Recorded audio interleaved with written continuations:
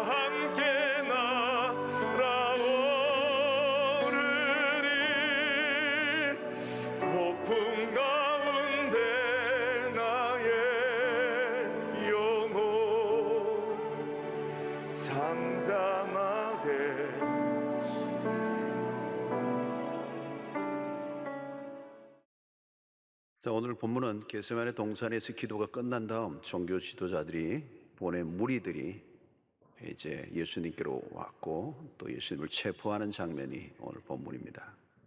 그 과정 속에서 제자들의 실패가 드러나는데요. 하나는 배신이고 하나는 도망치는 모습입니다. 먼저 오늘 우리가 가룟유다의 배신을 좀 살펴보려고 그러는데요.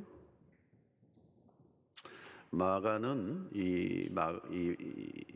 마가복음을 기록한 마가는 가룟유다의 그 배신의 행동을 굉장히 디테일하게 추적하고 있습니다. 본문에서는 가룟유다가 12 중에 하나다 이렇게 강조하고 12 중 하나 가룟유다.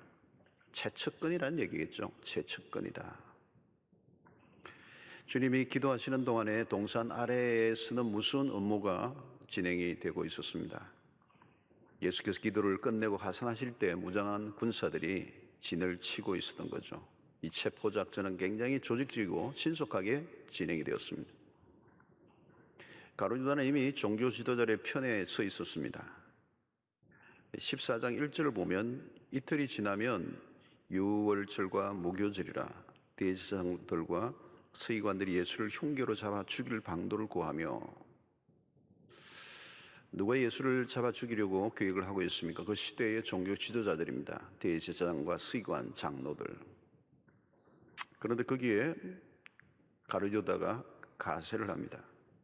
오늘 본문을 보면 악의 연대가 일어나죠. 공급자와 수요자가 만나는 장면입니다. 10절을 보면 12 중에 하나인 가룟유다가 예수를 넘겨주려고 대제사장들에게 가매.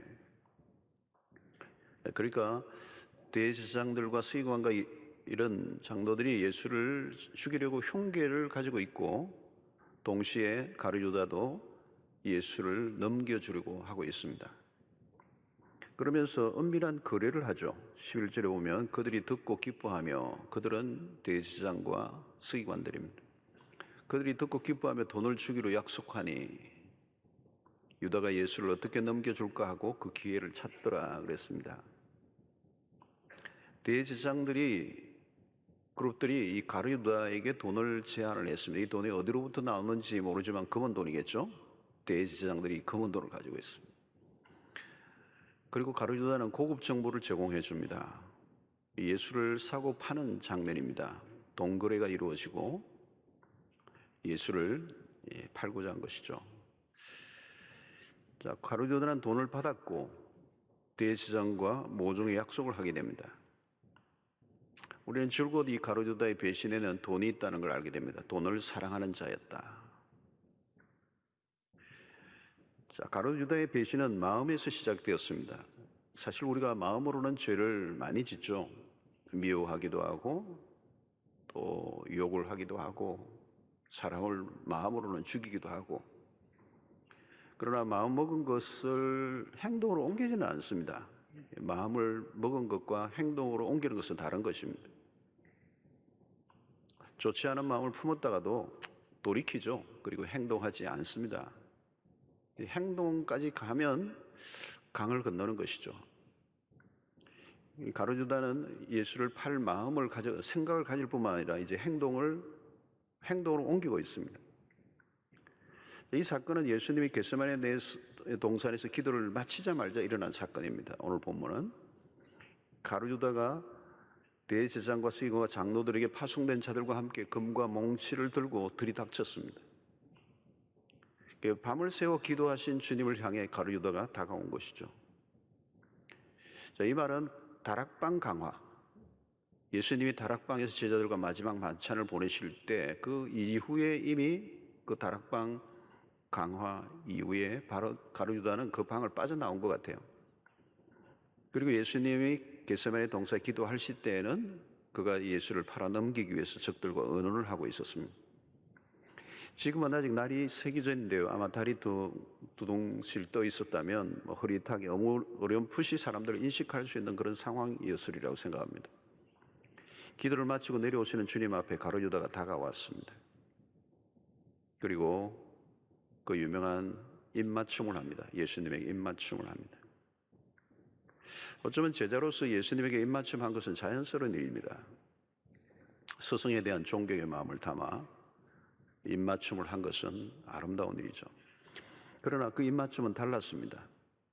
44절에 보면 예수를 파는 자가 이미 그들과 군호를 짜이르되 내가 입맞추는 자가 그이니 그를 잡아 단단히 끌어가라 하였는지라. 이에 와서 곧 예수께 나와 랍비하고 입을 맞추니. 가룟유다는 예수님과의 이 입맞춤을 팔아넘기는 신호로 삼았습니다. 이 어둠 속에서 예수를 적들에게 식별하게 하는 방식이었습니다. 여기 입맞추다라는 이 기본 동사인 헬라어를 보면 그냥 이 필레오라는 단어를 쓰지 않고 카파필레오라는 단어를 쓰는데요. 이것은 그냥 입맞춤이 아니라 강력한 입맞춤, 또 여러 번에 걸친 입맞춤이라는 의미가 있습니다. 그 끝으로만 보면 열정을 다해 애정을 표현하고 있는 모습처럼 보입니다. 그러나 사실은 예수를 무리들에게 알려주기 위해서 어두움 속에서 예수가 오늘 체포할 당사자인 것을 알리기 위해서 그렇게 오버액션을 한 것입니다. 가장 은혜로운 장소에서 가장 다정한 모습으로 위장한 배반입니다. 이 겟세마네 동산은 주님과 함께 기도하기 옳은 동산입니다. 그러니까 가룟유다는 주님과 함께 공생애 동안에 그 주님과 자주 들렀던 이 아름다운 추억의 장소를 업무의 수단으로 사용하고 있습니다. 예수님의 제자로 있으면서 누렸던 것들이 적들에게 넘겨줄 고급 정보로 변한 것입니다. 참 무서운 얘기죠, 여러분. 편안할 때는 정말 좋았던 그런 아름다운 추억과 그 신앙의 흔적들이 있는 그곳이 이제는 적들에게 알려주는 정보로 바뀌었어요. 그러니까 우리가 은혜 받지 않고 경험한 영적 세계의 사건들이 때로는 악의 도구로 사용될 수도 있다는 걸 알려주는 것입니다. 45절을 다시 보면 이에 와서 곧 예수께 나와 랍비여 하고 입을 맞추니, 일명 이 유다의 키스, 배반의 키스를 의미합니다. 인류 역사의 가장 잔인하고 음흉한 키스였습니다. 사랑을 가장한 배신. 이 기도의 장소가 배신의 장소로 바뀌었습니다. 자, 여러분, 입맞춤이란 무엇일까요? 입맞춤. 이 보편적 사랑의 표현입니다. 온 인류가 다 알고 있는 입맞춤. 그것은 사랑의 표현이고 존경의 표현이고 애정의 표현이고 친근함의 표현. 아무하고나 입맞추지 않죠.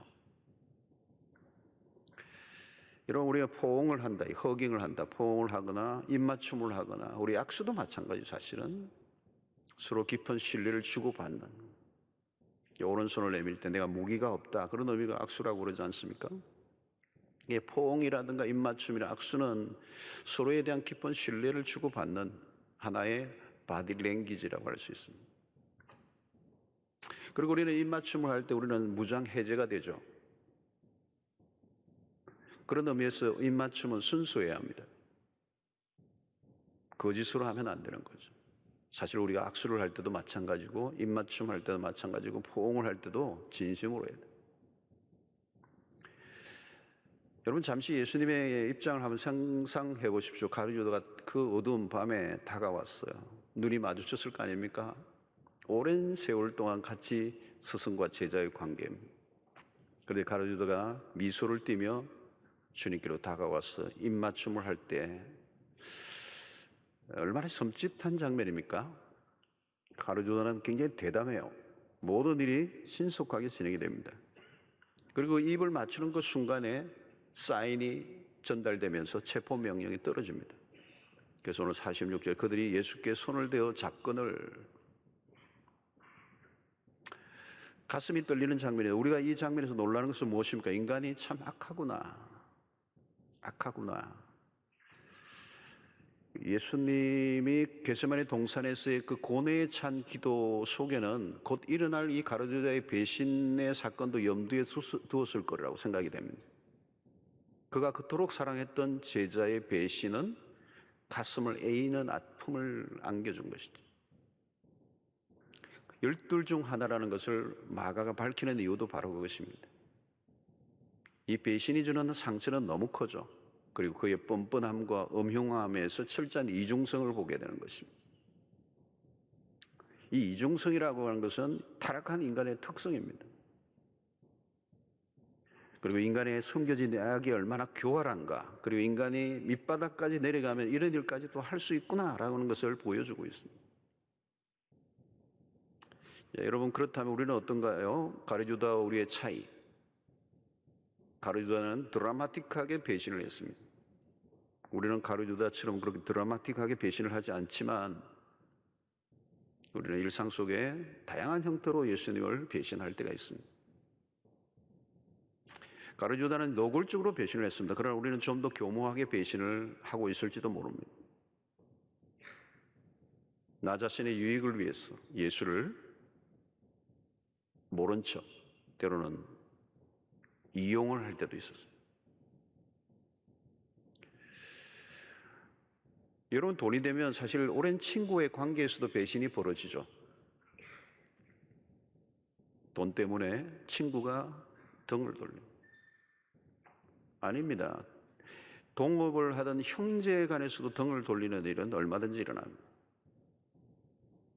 형제가 원수가 되는 일은 많이 일어나죠. 특히 돈이 끼어들면 그렇게 되는 것입니다.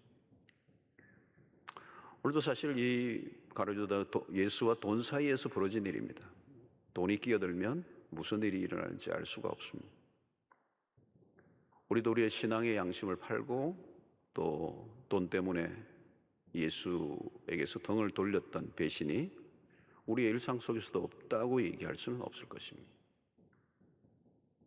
자, 오늘 가룟유다의 배신에 대한 예수님의 반응은 어떤 것입니까? 가룟유다는 인간의 밑바닥을 드러냈습니다. 얼마나 역겨운 입맞춤입니까? 예수님은 최악의 대우를 받으셨죠. 그러나 주님의 반응은 참 놀랍습니다. 마태복음에서는 이렇게 표현합니다. 26장 50절 보면 예수께서 이르시되 친구여 내가 무엇을 하려고 왔는지 행하라 하신대 이에 그들이 나와 예수께 손을 대어 잡는지라. 자, 예수님이 가룟유다를 향해서 자기에게 배신의 이 입맞춤을 한 가룟유다를 향하여 친구여 이렇게 불렀습니다. 여러분, 가능할까요? 상대는 배신의 칼을 들이댔는데 예수님은 친구여 그래서 친구여. 상대는 변질될 대로 변질되었지만 주님은 변함이 없습니다. 우리는 상대에 따라 다르게 반응합니다. 오는 것에 따라 돌려줍니다. 상대가 원수짓을 하면 그냥 원수지 친구 아닙니다. 등을 돌리면 끝입니다. 우리는 종종 그렇게 친구가 원수로 변할 때가 있습니다. 더 이상 안 보죠. 그러나 주님은 항상 동일하십니다. 가룟유다야, 너는 나를 배반해도 나는 너를 배반하지 않겠다는 의미가 들어있는 거예요. 예수님은 제자들을 대하시되 들쑥날쑥하지 않으셨습니다. 세상에서 우리가 경험하는 사랑은 다 변합니다. 변하지 않는 사랑은 세상에 없습니다. 그러나 주님은 변함없는 사랑을 보이십니다. 제자들을 사랑하시되 끝까지 사랑하시니라. 여기 끝까지 사랑한다 할 때 이 끝까지는 헬라어 원문으로 보면 완전함이라는 거예요. 하나님의 사랑은 완전하십니다.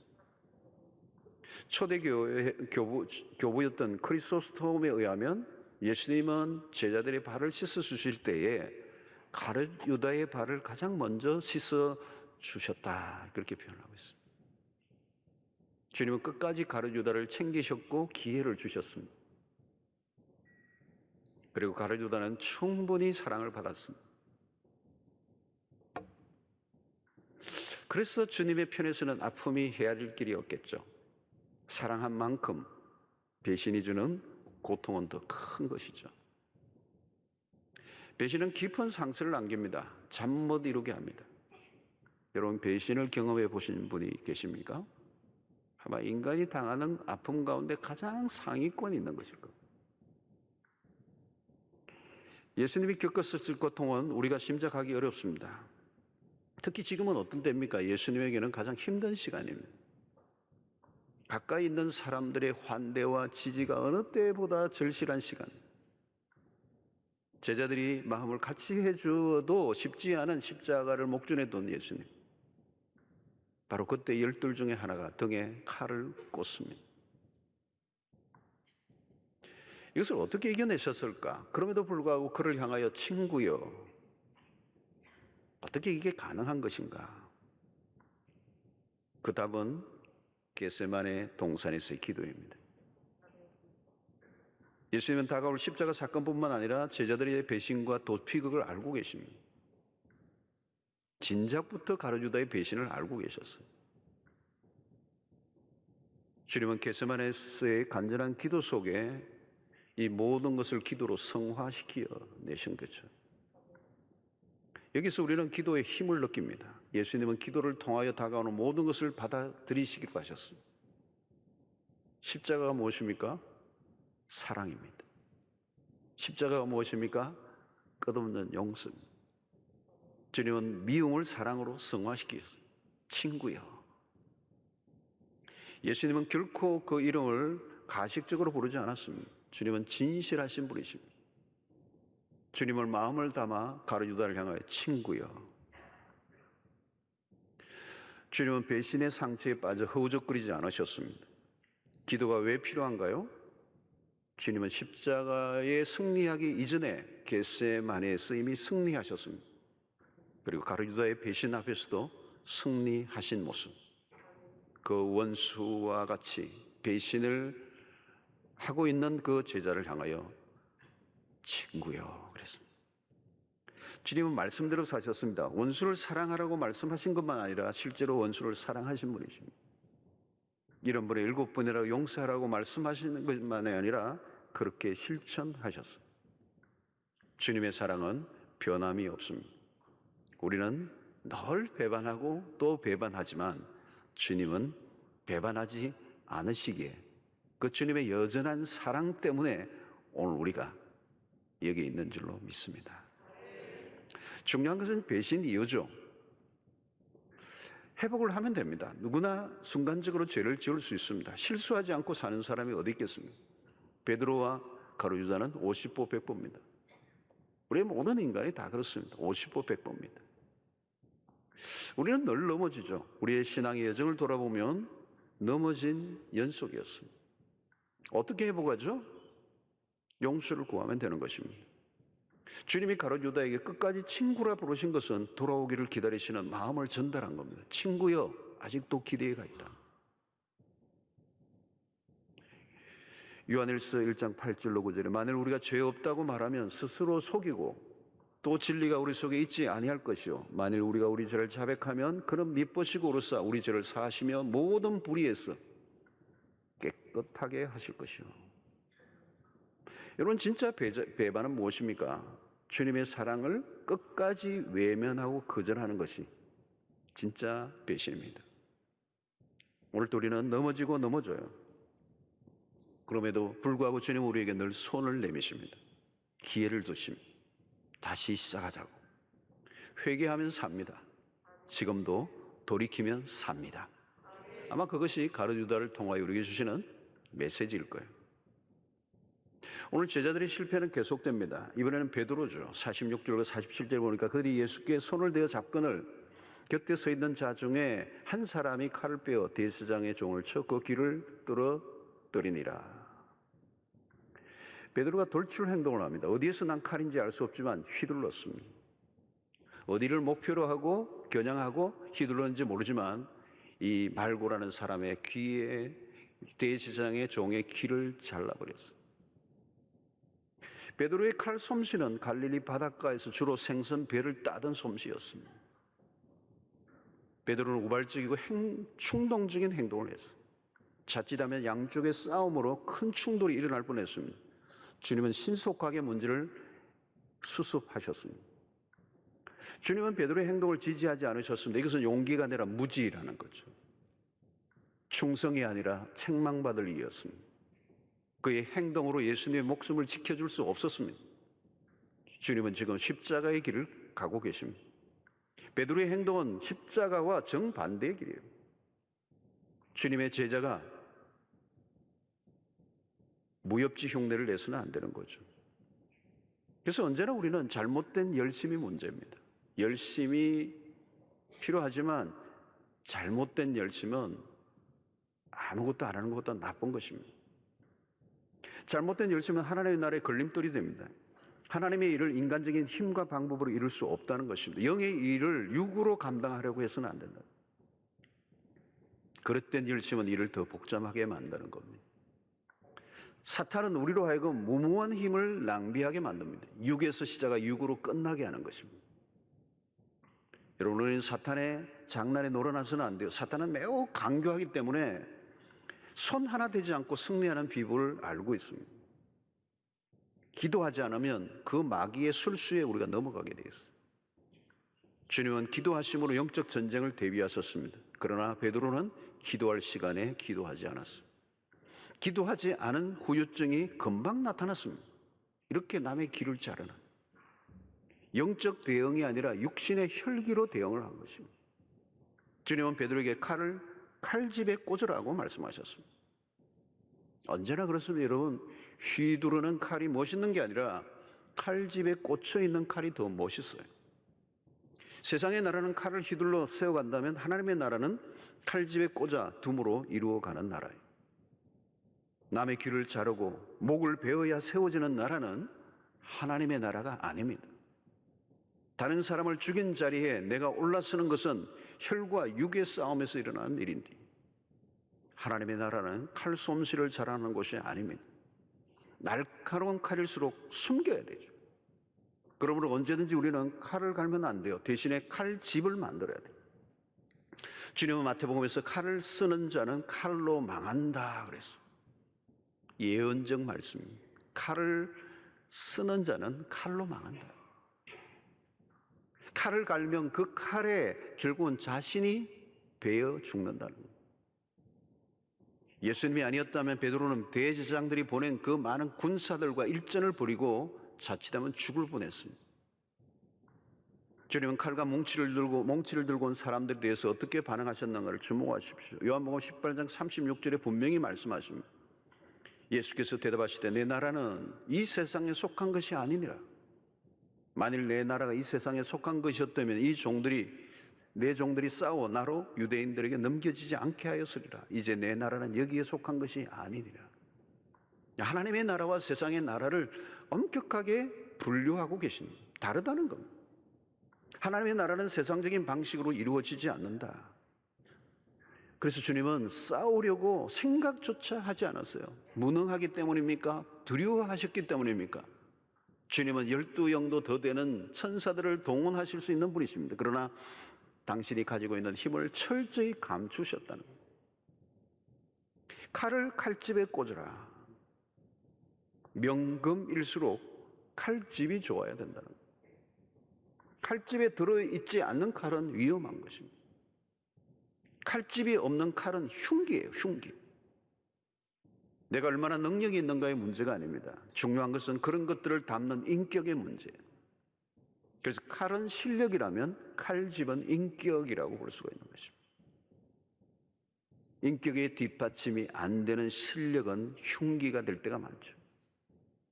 절제되지 않은 힘은 사람을 죽이는 것입니다.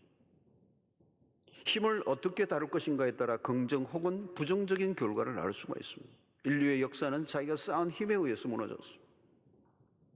여러분, 짐승도 보십시오. 힘이 센 짐승들은 전부 동물원의 신세가 돼 있어요. 아니면 멸종이에요. 쥐는 멸종이 안 돼. 약한 존재들은 끊임없이 번식해요. 보니까 이번 바이러스도 보니까 오미크론도 약화돼서 많이 번식하는 걸 선택한 거. 여러분, 사울 왕이 자신의 힘을 주체하지 못합니다. 그래서 망한 겁니다. 삼손이 그랬어요. 힘을 주체할 수가 없어요. 힘이 없어서 망한 게 아니라 힘이 넘쳐서 망한 것입니다. 힘은 유혹입니다. 사단은 너희 힘을 사용하라고 부추깁니다. 우리가 살다 보면 칼을 휘두르고 싶을 때가 많습니다. 내가 가진 힘을 증명해 보이고 싶은 거죠. 언제 칼을 쓰고 싶은가요? 마음에 안 드는 사람이 있을 때. 우리가 주로 많이 쓰는 칼이 하나 있어요. 그게 혀예요, 혀. 얼마나 날카로운지. 말이 비수가 되어 사람들의 심장을 꽂습니다. 우리는 부부관계 속에서도 힘의 역학구도가 날마다 작용됩니다. 부부싸움은 내면적으로는 힘의 충돌이죠. 남편이 돈을 많이 벌어오면 티를 냅니다. 힘을 행사하려고 합니다. 부인이 조금 더 돈을 벌면 구도에 갑자기 이상이 생겨요. 세상이 투쟁적이고 폭력적인 이유는 모두가 힘 때문입니다. 주님과 베드로는 아주 대조적인 모습을 보입니다. 칼을 휘두른 베드로와 대조적으로 주님은 적들이 내민 칼을 기꺼이 받아들이십니다. 조금도 위협적으로 대하지 않으셨습니다. 주님은 하늘과 땅의 모든 권세를 가지신 분입니다. 게임이 안 되죠. 그러나 주님은 정당한 권리 행사마저도 철저히 절제하십니다. 그것이 바로 십자가예요. 공생애를 열기 전 30년 동안 주님은 조용히 칼집에 꽂혀 있는 시간들이었습니다. 주님은 베드로에게 말씀하십니다. 누가복음 22장 51절 예수께서 일러 이르시되 이것까지 참으라 하시고 칼을 휘두르는 베드로를 향해 이것까지 참으라 하시고 그 길을 만져 낫게 하시니라. 참으라. 엄격하게 정제된 절제를 가르쳐 주셨습니다. 주님은 칼이 아니라 칼집의 모습이죠. 칼을 품는 칼집의 이미지. 김훈의 장편 소설 칼의 노래가 있습니다. 이순신 장군은 임금의 불신을 받죠. 조정의 간신들은 왕의 곁에서 갖은 음모를 꾸밉니다. 역모를 행하지 않을까 임금이 두려워하죠. 이순신은 적에 의해서가 아니라 자신이 충성하는 임금에 의해 죽을지 모르는 죽음의 위기를 느낍니다. 그럼에도 불구하고 나라와 백성을 위해 외적들과 치열하게 싸움을 계속합니다. 그 소설에서 작가는 이순신의 고뇌와 절제된 감정을 보여줘요. 영웅 이순신이죠. 그는 자신을 모함하던 자들을 향해 칼을 들지 않습니다. 묵묵히 적과 싸우다가 죽죠. 여러분, 우리는 예수님에게서도 어떤 힘도 느낄 수가 없어요. 주님도 칼을 품고 계셔서 그러나 그 칼은 상대를 죽이는 칼이 아니라 자신을 겨누는 칼입니다. 남을 살리기 위해 자기를 죽이려는 칼. 남을 죽이기 위해 칼을 간 게 아니라 자신이 온전히 죽기 위해 칼을 가셨습니다. 구약에서 하나의 칼이 나와요. 창세기 22장. 아브라함이 백세에 낳은 아들을 모리아의 정상에 번제단에 올려놓습니다. 아브라함이 아들 이삭을 향해 칼을 빼들어요. 아버지가 아들을 죽이기 위해 지켜둔 칼입니다. 바로 그 칼은 아버지 하나님이 아들 예수 그리스도를 향해 든 칼입니다. 그것이 바로 십자가예요. 사랑하는 성도 여러분, 여러분들의 칼은 어디에 있습니까? 그 칼을 갈고 계십니까? 무엇을 위해? 어디를 겨누고 있습니까? 성도 여러분, 우리가 이 칼이 아니라 칼집에 넣어야 돼요. 근데 어떻게 해야 되죠? 그게 쉽지 않아요. 오늘 인류 역사의 모든 비극은 이 칼을 휘두름으로 일어난 것입니다. 십자가는 그 칼을 스스로에게 거두는 것입니다. 칼이 아니라 칼집에 넣으려면 어떻게 해야 되죠? 그게 바로 겟세마네 동산입니다. 칼을 칼집에 꽂는 자리는 바로 기도의 자리예요. 가진 힘으로 망하지 않는 비결이 하나 있어요. 그게 기도에 있다는 거예요. 나의 원대로 마옵시고 당신의 원대로 되기를 원합니다. 아버지의 원대로, 나의 원대로 마옵시고 아버지의 원대로 되기를 원합니다. 이건 뭡니까 여러분? 주님은 겟세마네스의 기도 속에 당신의 모든 힘을 다 빼신 거예요. 주님은 칼을 쓰지 않으시기로, 자기가 살려고 칼을 쓰지 않으시려고, 묵묵히 끌려가시기로, 수모와 고통을 그대로 당하시기로. 주님은 지금 능력의 하나님이 아니세요. 풍랑을 잠잠하게 하고 죽은 자를 일으키셨던 주님의 능력의 모습은 더 이상 볼 수가 없습니다. 마치 도살장에 끌려가는 어린 양과 같이. 사랑하는 성도 여러분, 신앙생활을 제대로 하려면 바로 이 육적인 힘을 계속 빼는 작업, 항상 혈기를 조심해야 돼요. 나의 힘을 사용하고 싶은 유혹을 이겨내는, 십자가를 바라보십시오. 십자가에서는 어떤 힘도 느낄 수가 없습니다. 여러분, 십자가에 매달려 계신 그리스도의 모습을 보면서 우리는 그 십자가 속에, 그 그리스도 속에서는 어떤 힘도, 어떤 물리적인 힘도 느낄 수가 없어요. 완전히 힘을 빼신 모습이 십자가예요. 힘을 빼고 또 빼고 또 빼고 더 이상 뺄 것이 없는, 축 늘어져 있는 메시아. 여러분, 우리는 제자들의 실패를 봅니다. 그들이 약했기 때문입니까? 물론 약했죠. 그러나 그들의 실패의 핵심적 요인은 기도의 실패예요. 시험에 들지 않게 기도하라. 기도하지 않을 때 그들에게 다가오는 시험에서 그는 이길 수가 없었습니다. 그들의 혈기를 다스릴 수가 없었어요. 예수님은 기도로 준비하셨습니다. 다가오는 시험에 넘어지지 않기 위하여, 힘으로 대응하지 않기 위하여, 아버지 뜻 앞에 모든 것을 복종하기 위하여 스스로 힘을 다 빼셨습니다. 예수님에게는 금과 몽치가 필요하지 않았어요. 그대로 당신을 내어놓으셨기 때문에. 요한복음은 이것을 더 구체적으로 표현합니다. 18장 3절로 6절에 보면 유다가 군대와 대제사장들과 바리새인들에게서 얻은 아랫 사람들을 데리고 등과 횃불과 무기를 가지고 그리로 오는지라. 예수께서 그 당할 일을 다 아시고 나아가 이르시되 너희가 누구를 찾느냐 대답하되 나사렛 예수라 하거늘 이르시되 내가 거니라 하시니라. 그를 파는 유다도 그들과 함께 있었더라. 예수께서 그들에게 내가 거니라 하실 때 그들이 물러가서 땅에 엎드려 지는지라. 겟세마네에서 힘을 빼신 주님은 아버지의 뜻에 온전히 모든 걸 다 맡깁니다. 조금도 저항하지 않습니다. 힘의 충돌을 피하셨습니다. 바로 이것이 겟세마네 동산의 기도에서의 힘이에요. 기도의 자리에서 힘을 빼지 않으면 우리는 예기치 않은 순간에 우리의 혈기, 육의 힘으로, 자신이 가지고 있는 힘으로 칼을 쓰다가 망하는 일들이 나는 거예요. 기도로 준비하지 않으면 쓸데없는 곳에 우리의 힘을 낭비하고 쓸데없는 것에 우리의 혈기를 부리다가 무너지게 되는 것입니다. 오늘 여러분 이 본문을 자세히 보면 모든 것은 이미 예언된 바대로 다 돌아가고 있어요. 27절에 보니까 예수께서 제자들에게 이르시되 너희가 다 나를 버리리라. 이는 기록된 바 내가 목자를 치리니 양들이 흩어지리라 하였음이니라. 여러분, 모든 것이 그냥 돌아가는 게 아니에요. 예언된 대로. 예수님은 그것을 알고 계셨습니다. 주님은 모든 것을 아버지의 뜻에 맡기셨어요. 스가랴 13장 7절에 보니까 만군의 여호와가 말하노라. 칼아 깨어서 내 목자 내 짝된 자를 치라. 목자를 치면 양이 흩어지리니와 작은 자들 위에는 내가 내 손을 들이오르라. 이미 스가랴 선지자에 의해서 예언된 바 있는 사건이에요. 목자를 친다는 말은 십자가 사건이요, 양들이 흩어진다는 말은 각자가 자기의 살 길을 찾아 도망을 칠 것이라고 하는 예언입니다.